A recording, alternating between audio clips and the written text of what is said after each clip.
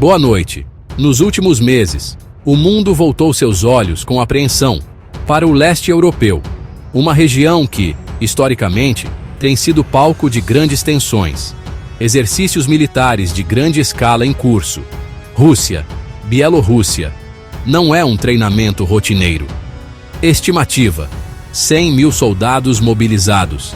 Exibição de armamentos de última geração. Sistemas capazes de transportar ogivas nucleares. Mensagem clara ao Ocidente. Demonstração de força que eleva tensões diplomáticas. A paisagem tranquila das fronteiras foi transformada em cenário de manobras de guerra. Bielorrússia, Polônia, países bálticos, tanques em movimento, helicópteros em ação, tropas em manobra. Um dos pontos que mais gera preocupação nesses exercícios é a qualidade do armamento exibido. A Rússia fez questão de destacar sistemas de mísseis de alta precisão, e entre eles, o mais notório é o Iskander. Este não é um míssil comum, ele é um sistema móvel que pode ser transportado e lançado de caminhões especiais, dificultando sua localização e destruição antes do disparo. Com um alcance de aproximadamente 500 quilômetros, Polônia, Lituânia, Letônia, a partir do território da Bielorrússia. É uma arma projetada para superar as defesas antimísseis existentes. A capacidade mais alarmante do sistema Iskander é sua dupla funcionalidade. Ele pode carregar ogivas convencionais.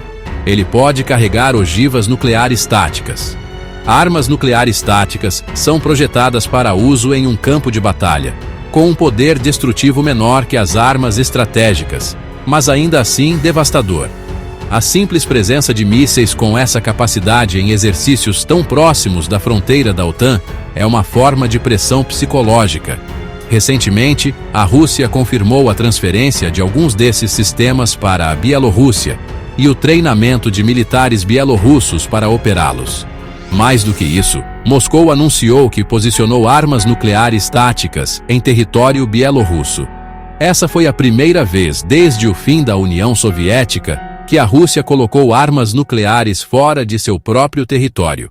A justificativa oficial é a de que se trata de uma resposta às ações agressivas da OTAN. Na prática, essa movimentação altera fundamentalmente o cálculo de segurança na Europa, colocando armas de destruição em massa a poucos minutos de capitais europeias. Essa estratégia não é nova, mas sua aplicação neste contexto é particularmente perigosa.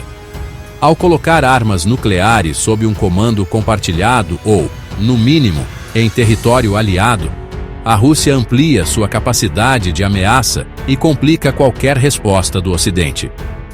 A presença dos mísseis Iskander e a confirmação de ogivas nucleares na Bielorrússia não são apenas detalhes técnicos de um exercício militar. Elas representam a materialização de uma ameaça que, por décadas, o mundo trabalhou para conter. A sombra da nuvem de cogumelo, que parecia uma relíquia da Guerra Fria, volta a pairar sobre o continente europeu. A escala humana desses exercícios militares é um fator que não pode ser ignorado.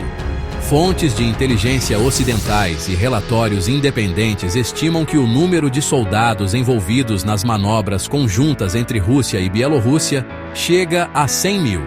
Esse número impressionante inclui tropas de diversas especialidades: infantaria, artilharia, forças especiais, unidades de logística, operadores de sistemas de defesa aérea.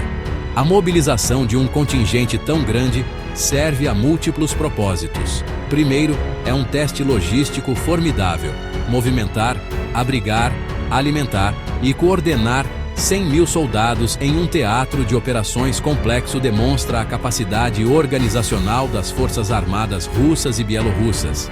Isso envia uma mensagem à OTAN de que seus adversários estão preparados para sustentar operações prolongadas e de alta intensidade.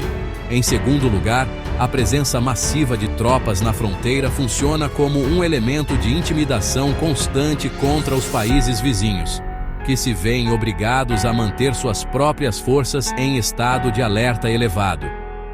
A experiência adquirida por esses soldados é outro ponto crucial. Para muitos, especialmente os recrutas mais jovens. Esses exercícios são a simulação mais realista de uma guerra que eles já vivenciaram. Eles aprendem a operar em conjunto com unidades de um país aliado, a utilizar equipamentos modernos e a seguir protocolos de comando e controle em um ambiente de alta pressão. A Rússia utiliza essas manobras para refinar suas táticas e doutrinas, muitas delas aprendidas e adaptadas a partir do conflito em curso na Ucrânia. Para a OTAN, a presença de 100 mil soldados na sua fronteira leste representa uma ameaça direta e imediata. Forças dessa magnitude poderiam, teoricamente, iniciar uma incursão em território da aliança com pouco tempo de aviso. Isso força a OTAN a reforçar sua própria presença militar na região, posicionando mais tropas, aviões e navios no flanco oriental. Esse ciclo de ação e reação cria uma espiral de militarização. A dimensão humana, portanto, é a face visível de uma escalada perigosa. Para entender por que esses exercícios massivos estão acontecendo agora, em meados de 2025, é preciso olhar para o tabuleiro de xadrez da política internacional. A principal peça nesse jogo é a contínua tensão decorrente da guerra na Ucrânia. A Rússia, enfrentando sanções econômicas, isolamento político do Ocidente, busca demonstrar que não está enfraquecida. Pelo contrário, Moscou quer provar que mantém sua capacidade militar intacta e que tem aliados firmes, como a Bielorrússia. Os exercícios são uma resposta direta à expansão da OTAN, que recentemente incluiu países como a Finlândia e a Suécia, fortalecendo a presença da aliança nas fronteiras russas. A Bielorrússia, por sua vez, desempenha um papel fundamental nessa estratégia. O governo do presidente Alexander Lukashenko sobreviveu a grandes protestos populares em 2020, graças ao apoio decisivo do Kremlin. Desde então, a dependência de Minsk em relação a Moscou se aprofundou dramaticamente, não apenas no campo econômico, mas principalmente no militar. Ao permitir que seu território seja usado como base para as forças russas e para o posicionamento de armas nucleares, a Bielorrússia se torna, na prática, uma extensão do Distrito Militar Ocidental da Rússia. A escolha do momento também está ligada a uma tentativa de influenciar a política interna dos países ocidentais. Ao criar um estado de tensão permanente na fronteira, a Rússia espera gerar divisões dentro da OTAN e da União Europeia. A ideia é testar a determinação do Ocidente em manter o apoio à Ucrânia e em sustentar os custos econômicos e os custos militares da contenção russa. Além disso, a demonstração de força serve para consolidar a esfera de influência russa no que Moscou considera seu exterior próximo. Ao realizar exercícios conjuntos de tamanha magnitude, a Rússia reafirma seu papel como a potência dominante na região e envia um aviso a outras ex-repúblicas soviéticas sobre os riscos de um alinhamento com o Ocidente. É uma política de poder clássica, onde a capacidade militar é usada como a principal ferramenta de diplomacia e coerção. Os exercícios, portanto, não são apenas sobre defesa, são sobre redesenhar as linhas de poder e influência na Europa Oriental. Chegamos ao final desta análise, e o cenário que se apresenta é de profunda incerteza. Os exercícios militares envolvendo 100 mil soldados e armamentos com capacidade nuclear na fronteira da OTAN não são um evento passageiro. Eles são o sintoma de uma fratura profunda nas relações internacionais e um indicativo de que a era pós-Guerra Fria, com suas esperanças de uma paz perpétua, chegou ao fim. Estamos em um novo período de competição entre grandes potências, onde a força militar voltou a ser um instrumento central de poder e influência. A paz na Europa e talvez no mundo tornou-se visivelmente mais frágil. A demonstração de força da Rússia e da Bielorrússia serve como um lembrete sombrio de que os riscos de um conflito direto, embora ainda improváveis, não podem mais ser descartados.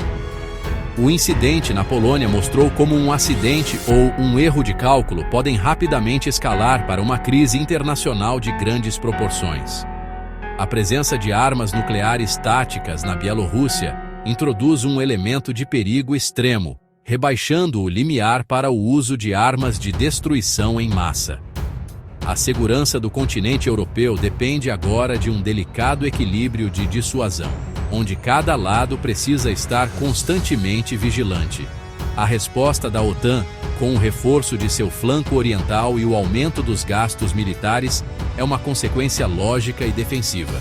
No entanto, essa espiral de militarização carrega seus próprios riscos, aumentando a desconfiança e diminuindo o espaço para a diplomacia. A história nos ensina que, mesmo nos momentos mais sombrios, os canais de comunicação devem ser mantidos abertos para gerenciar crises e evitar a catástrofe. A grande pergunta que fica é se os líderes de hoje terão a sabedoria e a coragem para buscar esses caminhos, mesmo em meio à retórica belicosa e às demonstrações de força. Para o Brasil e para o resto do mundo, acompanhar esses acontecimentos não é uma opção, mas uma necessidade. As implicações econômicas, políticas e de segurança são globais. O que está em jogo não é apenas o futuro da Ucrânia ou a segurança da Europa, mas a estabilidade da ordem internacional que tem, com todas as suas falhas, evitado uma guerra entre as grandes potências por quase 80 anos. Por isso, a vigília sobre os eventos no leste europeu precisa ser constante.